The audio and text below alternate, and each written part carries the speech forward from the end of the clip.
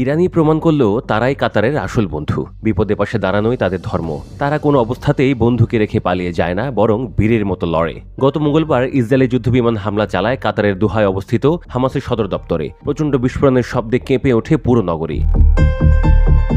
খবর ছড়িয়ে পড়ে মুহূর্তেই। এই হামলা শুধু একটি স্থাপনার উপর আঘাত নয়, বরং এটি কাতারের সার্বভৌমত্বের বিরুদ্ধে প্রকাশ্য আগ্রাসন। আন্তর্জাতিক মহল হতভম্ব, মধ্যপ্রাচ্য নতুন করে অস্থির হয়ে ওঠে। এমন পরিস্থিতিতেই ইরানের সেনাপ্রধান মেজর জেনারেল আব্দুল রহিম মুসাভি ফোন করেন কাতারের উপপ্রধানমন্ত্রী ও প্রতিরক্ষামন্ত্রী সাউদ বিন আব্দুর রহমান আল থানিকে। স্পষ্ট ভাষায় তিনি বলেন, ইরান ও তার সশস্ত্র বাহিনী কাতারের পাশে থাকবে শেষ পর্যন্ত। জেনারেল মুসাভি বলেন, এই হামলা কেবল ইসরায়েলের একক সিদ্ধান্তে হয়নি, এর পেছনে রয়েছে আমেরিকার প্রত্যক্ষ ও পরোক্ষ অনুমোদন। তার ভাষায়, যুক্তরাষ্ট্রের সবুজ সংকেত ছাড়া এমন দুঃসাহস দেখাতে পারত না তেল আবিব। তিনি আরো বলেন, কাতারের উপর হামলা একটি সন্ত্রাসী কর্মকাণ্ড, যা গোটা মুসলিম বিশ্বকেই হুঁশিয়ারি দিচ্ছে। আমরা কখনো দ্বিধা করব না কাতারকে সমর্থন জানাতে, কারণ ইরান কাতার সম্পর্ক সবসময় ভ্রাতৃত্বের উপর ভিত্তি করে গড়ে উঠেছে।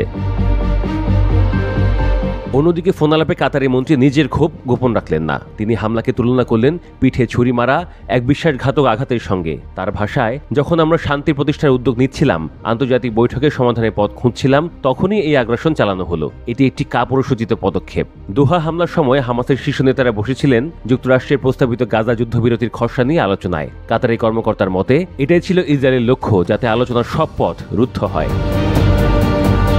ইরানি সেনাপ্রধান আবারও স্মরণ করিয়ে দিলেন, পশ্চিমা সমর্থন ছাড়া ইসরায়েল কখনো টিকে থাকতে পারত না।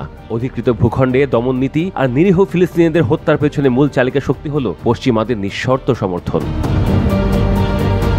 কাতারের মন্ত্রী এ সময় ইরানের প্রতি কৃতজ্ঞতা প্রকাশ করেন। তিনি উল্লেখ করেন, ইতিহাসের প্রতিটি কঠিন সময়ে তেহরান দোহাকে পাশে পেয়েছে। তাই এবারও তারা আশা করছেন শুধু সমর্থন নয়, বরং বাস্তবসম্মত সমাধানের জন্য দুই দেশ দ্রুত বৈঠকে বসবে। এই আলোচনার মধ্যে দৃষ্টি এখন ঘুরে গেছে আসন্ন ওআইসি সম্মেলনের দিকে। জেদ্দায় বসবে এই আসর। কাতারি প্রতিনিধি আশা করেন যে মুসলিম দেশগুলো এবার একসঙ্গে কার্যকর পদক্ষেপ নেবে। তাদের মতে, সম্মেলনের সিদ্ধান্ত শুধুমাত্র কথার মধ্যে সীমাবদ্ধ থাকবে না, বাস্তবেই এর প্রভাব পড়বে। সবচেয়ে বেশি তা টের পাবে ইসরায়েল।